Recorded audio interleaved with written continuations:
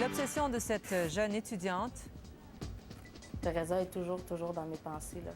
résoudre un crime commis il y a 27 ans. C'est vraiment un travail de détective, là. C'est vraiment touché.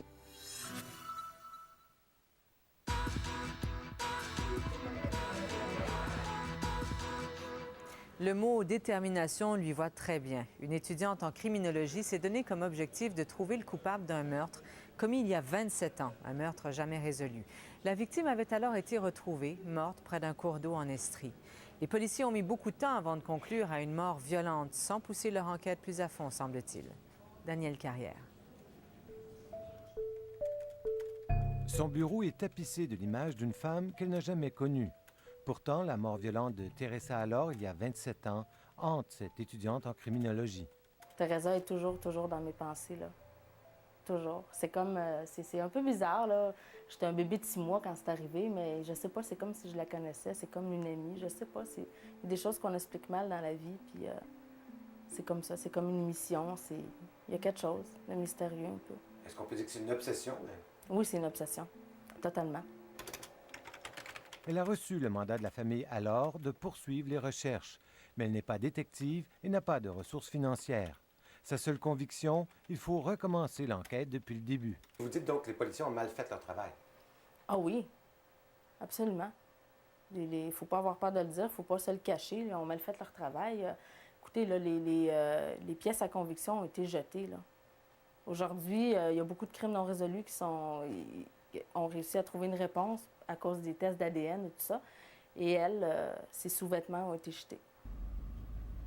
Pour les fins de son enquête, elle s'est rendue une vingtaine de fois dans les cantons de l'Est.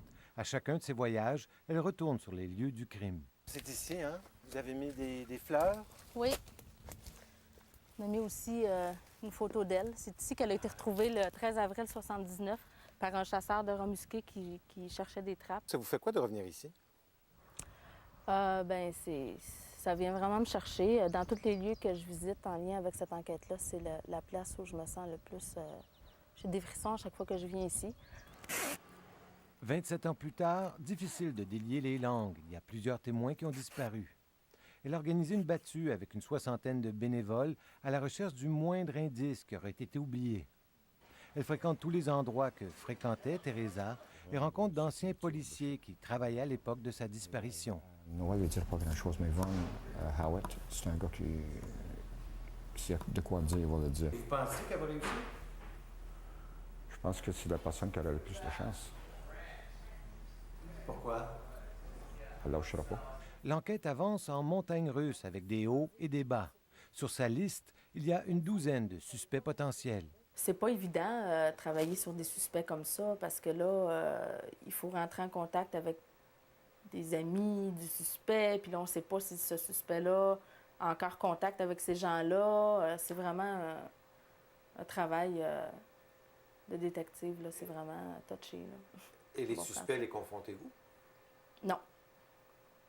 Elle n'est pas rendue là encore et probablement.